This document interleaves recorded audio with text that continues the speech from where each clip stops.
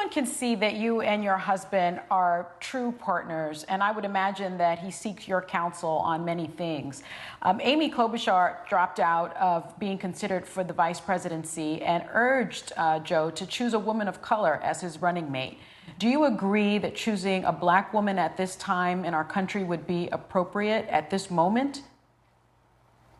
Well, first of all, I want to say that I am thrilled that he decided that his running mate would be a woman. And, I think we need women of color in every level of government, in every branch of government, and especially on the Supreme Court, which Joe has committed to do, to put a woman of color on the Supreme Court.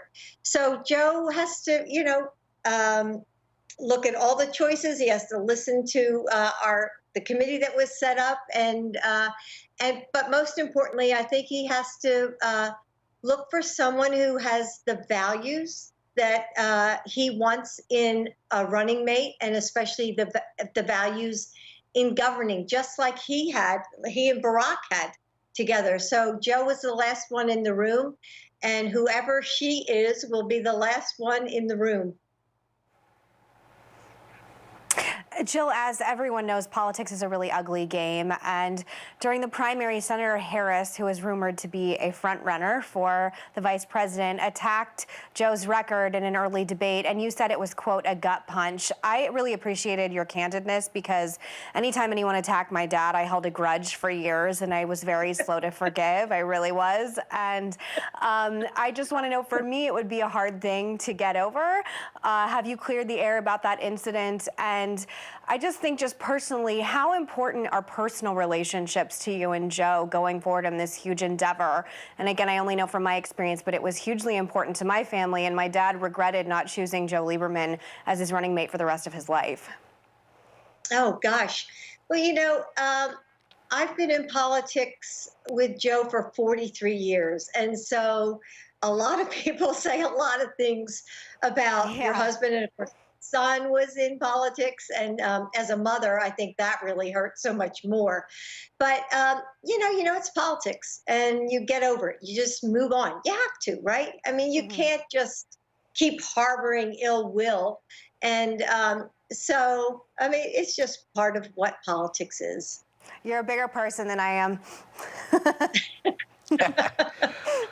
So, Jill, you wrote an amazing new children's book about your husband's life called Joey, which we're going to talk about more in a few minutes. And you write about restoring the soul of America.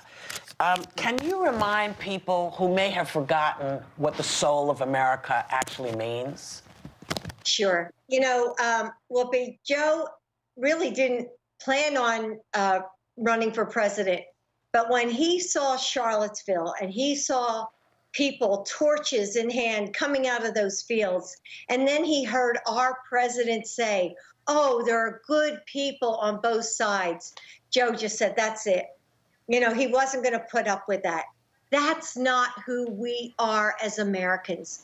We have to restore the dignity of Americans. And, that's what's important, who we are as people. Kind people, people who are accepting of others. And so that's what the soul of America is, to return to decency.